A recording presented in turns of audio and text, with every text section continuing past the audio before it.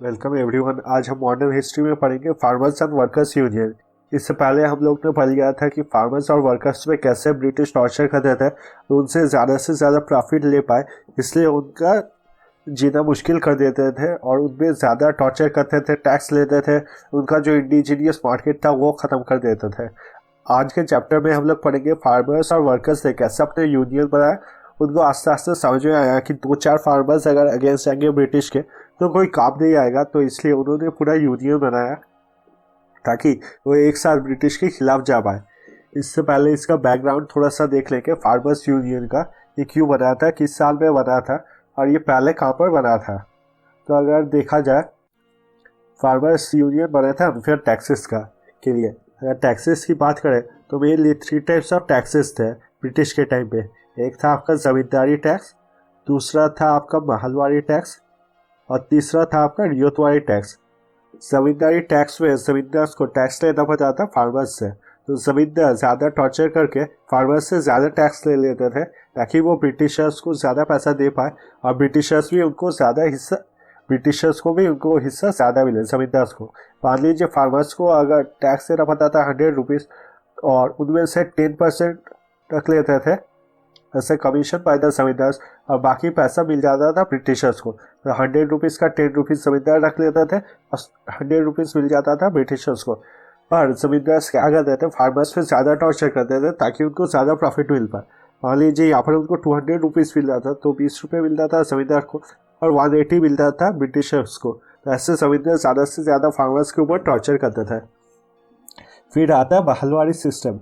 Mahalwari system में क्या होता था, एक जो पूरा विलेज गांव है उसको महल बोला जाता था और महल का एक हेड होता था जो टैक्स कलेक्ट करके ब्रिटिशर्स को देता था। फिर आता है रियायतवारी सिस्टम। रियायत मतलब आपके फार्मर्स होते हैं और इसमें इंडिविजुअल जो फार्मर है वो जाके ब्रिटिशर को टैक्स देता था। फिर आता है अनऑर्गेनाइज्ड वे। इससे पहले हम लोग ने फार्मर स्ट्रगल्स में पढ़ा है, जबकि फार्मर्स रिवोल्ट तो काफ़ी हुए थे और मेनली आपके दो कारण से हुए थे। एक हुआ था आपके एक जो भी रिवोल्ट हुए थे दो कारण से मेनली हुए थे, एक टैक्स लेके और एक कैश क्रॉप लेके। अगर टैक्स लेके बात करें तो उनका मेन प्रॉब्लम था इस जमींदारी सिस्टम से, और कैश क्रॉप की बात करें तो उनका मेनली था नील क्रॉप को लेके, नील कल्टिवेशन। और वो अलग अलग जगह पे अलग अलग टाइम पे रिवोल्ट हुआ था, इसलिए कोई भी रिवोल्ट इतना ज़्यादा स्ट्रांग नहीं हो पाया था। और अगर वो सभी रिवोल्ट एक साथ होते, एक साथ ब्रिटिशर्स के खिलाफ सभी जाते तो वो रिवोल्ट काफ़ी स्ट्रांग होता, पर वो ऑर्गेनाइज नहीं था। इसलिए इस रिवोल्ट को एज अ ऑर्गेनाइज वे में इसको करने के लिए यूज़ किया गया था ये यूनियन। दो फॉर्म ऑफ वायलेंस में हम लोग देखेंगे कि अगर हम लोग ने ट्राइबल का आपने ट्राइबल रिवोल्ट पढ़ा है इससे पहले वाले चैप्टर, तो उसमें देखा कि जब भी बाहर के लोग या ट्राइबल्स हो जाए या फिर कोई भी दूसरे लोग हो जाए वो वायलेंस का यूज़ करते हैं, तब गवर्नमेंट को भी परमिशन मिल जाता है कि वो भी वायलेंस का यूज़ कर सकते हैं और वो रिवोल्ट को बहुत जल्दी दबा देते थे। ब्रिटिशर्स क्या करते थे, इतने ख़राब कंडीशन बना देते थे कि आस्ते आस्ते फार्मर्स को ट्राई करते थे कि वो वायलेंट की तरफ चले जाए ताकि वो भी अपना वायलेंस यूज़ करके रिवोल्ट को जल्दी से दबा पाए। तो यूनियन जब होता था तब सब लोगों को ये समझ में आता था और वो वायलेंस की तरफ नहीं जाते थे। Union will represent the farmer first. समझ लीजिए कहीं पे 100 फार्मर्स है, अब उनको अगर ब्रिटिशर से प्रॉब्लम हुआ तो 100 फार्मर्स को मान लीजिए उन 100 फार्मर्स को अगर ब्रिटिशर से प्रॉब्लम हुआ तो ये कभी भी नहीं हो सकता कि 100 फार्मर्स एक साथ जाके अलग अलग अपना प्रॉब्लम ब्रिटिशर्स को बताए या फिर कोई गवर्नमेंट सेक्टर को बताए और गवर्नमेंट वो बात सुने।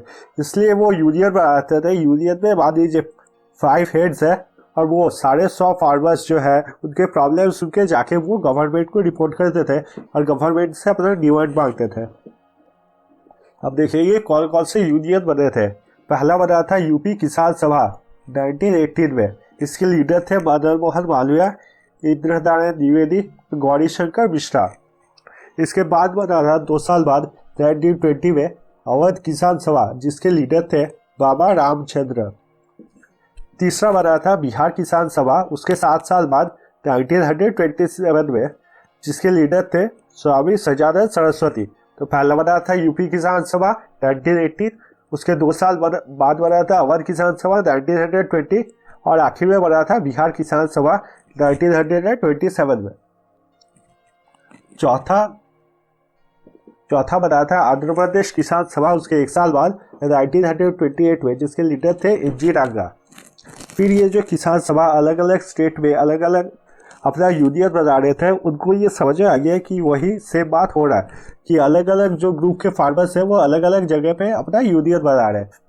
इसलिए सभी यूनियन ने डिसाइड किया कि सभी एक साथ मिल जाएंगे और बना था ऑल इंडिया किसान सभा 1936 में।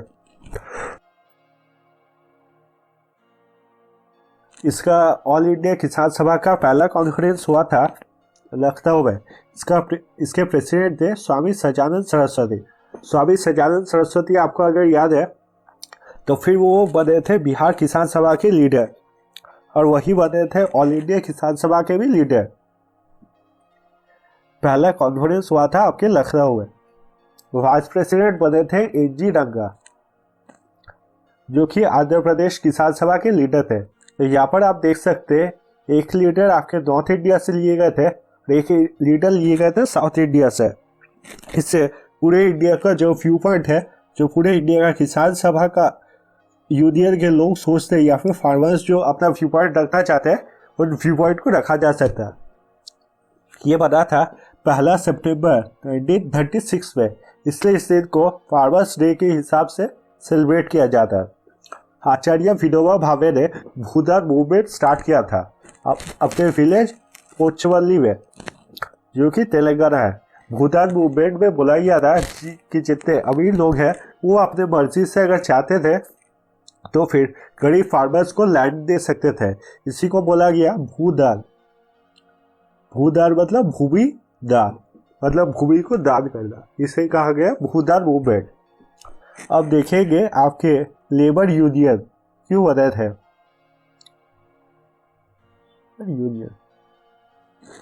लेबर यूनियन अगर आपको पता है, आपने पहले के चैप्टर्स देखे तो आपने देखा है इंडिया के जो इंडस्ट्रीज है वो सिस्टमैटिक तरीके से ब्रिटिश ने पूरे बर्बाद कर दिए थे। अब जो इंडस्ट्रीज होते हैं वो 2 तरीके से बर्बाद किए थे। पहला ये था जो भी इंडिजीनियस मार्केट था, जो भी काम करते थे उनका टैक्स बढ़ा दिया था। जो भी इंडियन फैक्ट्रीज थे वो बंद कर दिए थे या फिर कोई लॉ बना के उस पर ताला लगा दिया था। और जो बाहर की गुड्स थे, बाहर का जो इंडस्ट्रियल रेवोल्यूशन था, उसके लिए जितना भी रॉ मटेरियल्स है जैसे कि कॉटन, जूट, ये सब इंडस्ट्रियल रॉ मटेरियल्स बाहर देश में ले जाते थे इंग्लैंड में, और इंग्लैंड में फिनिश गुड वापस से इंडिया में बेचते थे। ऐसे करके इंडिया का जितना इंडस्ट्रीज था वो सब खत्म कर दिया था ब्रिटिश ने इन अ सिस्टमैटिक वे। ये आस्ते आस्ते इंडियंस को समझ में आ गया। और इंडस्ट्रीज में आपको अच्छे से पता होगा, इंडस्ट्रीज में वो लोग आए थे सिर्फ इंडिया को लूटने के लिए। इंडस्ट्रीज में वो ज़्यादा से ज़्यादा काम करवाते थे और कोई भी ह्यूमन काम नहीं होता था। 12 घंटा 16 घंटा कोई काम करते हुए मर जाते थे, इतना ज़्यादा काम करवाते थे। जबकि इंग्लैंड के जो लोग थे और ब्रिटिश के जो लोग थे, मतलब जो ब्रिटेन के थे, वो लोग टाइम से काम करते थे, टाइम से आते थे, टाइम से जाते थे, और उनको कंडीशन भी काफ़ी अच्छा हो मिल रहा था, वर्किंग कंडीशन, और उनका सैलरी भी इंडियन जो एम्प्लॉयज है उससे काफ़ी ज़्यादा था। तो पढ़ेंगे जो यूनियन बने थे वो क्यों बने थे, लेबर यूनियन। पहला इनह्यूमन वर्किंग कंडीशन। मैंने जैसे आपको बताया कि मान लीजिए कोई इंडियन है और कोई ब्रिटिशर है जो सेम फैक्ट्री में काम कर रहा है, तो ब्रिटिशर को ज़्यादा तनख्वाह मिलेगा, उसके वर्किंग कंडीशन अच्छा रहेगा, उसको रिस्पेक्ट भी ज़्यादा मिल रहा था। ये सब कारण से इंडियंस को इन चीज़ों से प्रॉब्लम होता था और इसलिए ये यूनियन बना था कि उनको भी इक्वल राइट्स चाहिए था। फिर आता है no care for workers condition. Government job में आप अगर देखेंगे तो कुछ गवर्नमेंट जॉब में अभी भी पेंशन दिया जाता है, मेडिकल दिया जाता है, मेडिकल दिया जाता है। यहाँ तक कि प्राइवेट कंपनी अगर आप टाटा में भी काम करें तो काफ़ी आपको मेडिकल बेनिफिट, छुट्टियाँ, ये सब देखा जाता है। पर वहाँ पर जो इंडियंस काम करते थे वहाँ पर फैक्ट्री में उनके लिए कोई भी केयर नहीं किया जाता था, और वो जिंदा रहे या मर जाए उससे कोई फर्क नहीं पड़ता था। सिर्फ इंडस्ट्रीज में ज़्यादा से ज़्यादा काम हो और इंग्लैंड के लिए ज़्यादा से ज़्यादा रॉ मटेरियल भेजा जाए ताकि ब्रिटिश में जो इंडस्ट्रियल रेवोल्यूशन चल रहा है वो अच्छे से चल पाए, और जितना भी रॉ गुड्स है, फिनिश रॉ गुड्स है, वो इंडिया को बेच के वो अपना प्रॉफिट कर पाए। फिर तीसरा आता है channel for talking to higher authorities. अब आप ये समझिए कि कोई वर्कर अगर बोले कि उससे काम नहीं कर रहा, तो कोई कंपनी का जो मालिक है वो इजीली बोल सकता है कि तुम काम से निकल जाओ, या फिर उसको काम से निकाल दिया जा सकता है। पर अगर पर अगर पूरा वर्कर फैक्ट्री में जितने वर्कर्स हैं वो एक साथ मिल जाए और एक साथ काम करने से मना कर दे तो फिर जो कंपनी के मालिक है या फिर बॉस है उनको तकलीफ हो सकता है। और उसी के लिए बना था यूनियन। यूनियन में काफ़ी वर्कर्स रहते हैं और यूनियन का जो भी डिसीजन होता था, राइट या रॉन्ग, वो पूरे वर्कर्स पे उसको मानना पड़ता था। इसलिए जो भी यहाँ के बॉस थे कंपनी के या फिर ओनर थे उनको यूनियन का बात सुनना पड़ता था, क्योंकि यूनियन के खिलाफ वो अगर गए तो फिर सारे वर्कर काम करना छोड़ देंगे। यहाँ पर लिखा गया channel for talking to the higher authorities. अब हम यूनियंस के बारे में पढ़ेंगे। अगर मद्रास लेबर यूनियन जो कि पहला लेबर यूनियन था इंडिया में, वो बना था 1918 में और उसके लीडर थे BP वाडिया।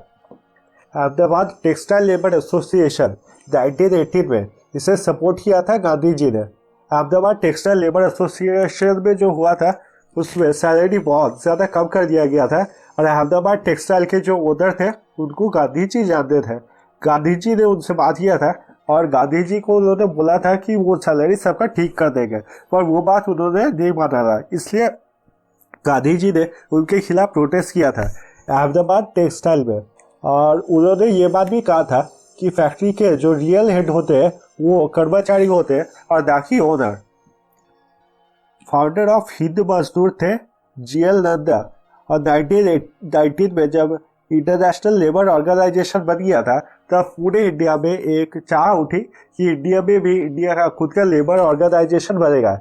इसके लिए बना था all India trade union Congress, AITUC, all India trade union Congress. ये बना था 1920 में और जो वर्ल्ड का बना था वो बना था 1919 में।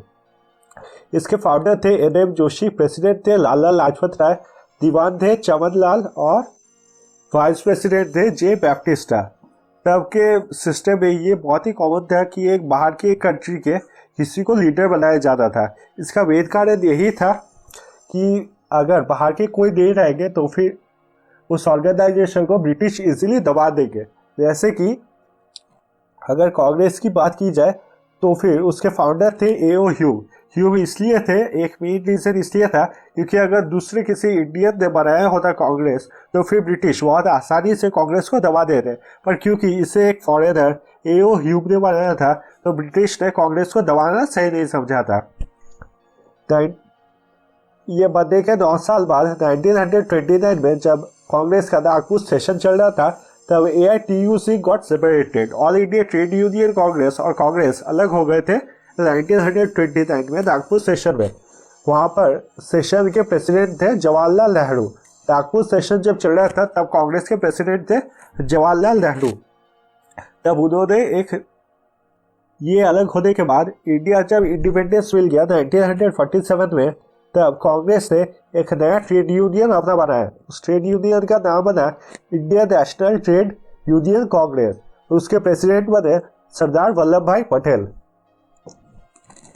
अब फैक्ट्री लॉ के बारे में पढ़ेंगे। फैक्ट्री लॉ वो लॉ है जो फैक्ट्रीज में बांधते थे ताकि जो काम कर रहे कर्मचारी है फैक्ट्रीज के उन्हें एक ह्यूमन कंडीशन में काम करने के लिए परमिशन मिले और उन्हें एक ह्यूमन कंडीशन में देखा जाए ताकि उनको कोई सामान के तरीके से दिखा जाए जो सिर्फ प्रॉफिट के लिए है वहाँ पर।